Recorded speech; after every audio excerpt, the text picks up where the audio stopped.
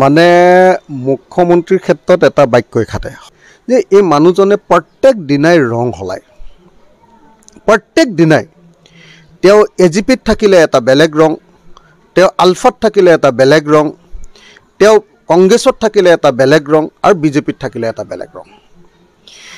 তেখেতে নিজে মুখ্যমন্ত্ৰীয়ে ক'লে বিজেপি দলৰ মুখ্যমন্ত্ৰী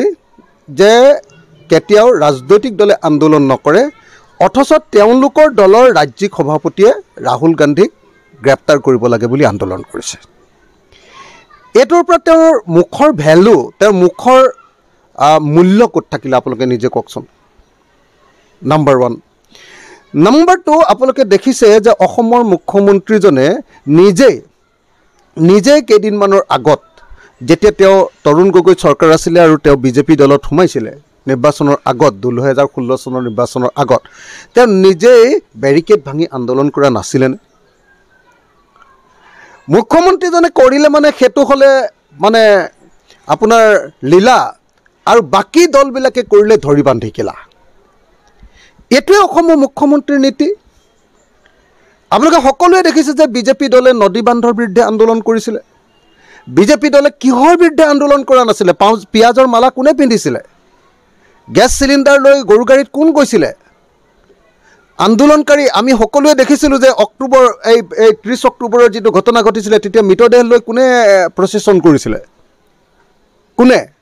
এটো বিজেপি দল নহয়নে ৰাজনাথ সিং এই গেৰুকামুখলৈ কোন আহিছিলে ৰাজনাথ সিং অহা নাছিলে নে আমাৰ লগত নদী বান্ধৰ আন্দোলন কৰিবলৈ ওৰে বিজেপি দলে মই নিজে দেখিছোঁ যে এই দলটোৱে সদায় যেতিয়া নিজে মানে হিমন্ত বিশ্ব শৰ্মাৰ বিজেপি দলে ইমান মুঠ হলাব পাৰে ইমান কথা বদলাব পাৰে ইমান মানে কথাটো মানে তেওঁ মানে অসমীয়াত এটা কথা আছে নহয় যে হাড় নথকা জিভা উল্টা পুল্টা হৈ যায় বুধই এটু কথা আটাইতকৈ ডাঙৰ বেছিকে খাটে হিমন্ত বিশ্ব শৰ্মাৰ ক্ষেত্ৰতে হিমন্ত বিশ্ব শৰ্মাৰ মুখখনৰ কোনো লেকামেই নাই লেকাম নাই বুলি যে কয় আটাইতকৈ লেকাম নাইকিয়া মানুহজন তেওঁ সদায় নিজৰ স্বাৰ্থ সাপেক্ষে কথাটো বনাই লয় সদায় স্বাৰ্থ সাপেক্ষে কথাটো বনাই লয় কেইদিনমানৰ আগতে তেওঁ কৈ আছে যে APSC কেলেংকাৰী আমি কেনেকুৱা ধৰণৰ কৰি পেলালো আৰু তৰুণ গগৈ চৰকাৰ দিনত কংগ্ৰেছৰ দিনত কেনেকুৱা আছিল আমি সকলোৱে জানো যে APSC কেলেংকাৰীত হিমন্ত বিশ্ব শৰ্মাই নিজেই আগভাগ লৈছিল APSC কেলেংকাৰীৰ লগত তেওঁৰ নামটো অভিযুক্ত হিচাপে জড়িত হৈছিল আমি সকলোৱে জানো তাৰ পিছত তেওঁ আকৌ কয় যে নাই APSC তেওঁ সংশোধন কৰিলে আমি সকলোৱে জানো যে APSC ৰাকেশ পালক বচাবৰ কাৰণে এতিয়াও হিমন্ত বিশ্ব শৰ্মা লাগি আছে তাৰ পিছত তেওঁ উল্টা কথাবিলাক কয় সেইকাৰণে মই ভাবো যে হিমন্ত বিশ্ব শৰ্মাৰ কথা শুনি একো লাভ নাই এই চৰকাৰখনে অসমীয়া জাতিটোক একেবাৰে সৰ্বংশে ধ্বংস কৰিবৰ কাৰণে চেষ্টা কৰিছে অকল খালি হিন্দু মুছলমান চাৰিওফালে কেৱল মূল্য বৃদ্ধি মানুহ কত থিৰে থাকিব নোৱাৰে না ব্যৱসায়ৰ অৱস্থা ভাল না আন কাৰবাৰ অৱস্থা ভাল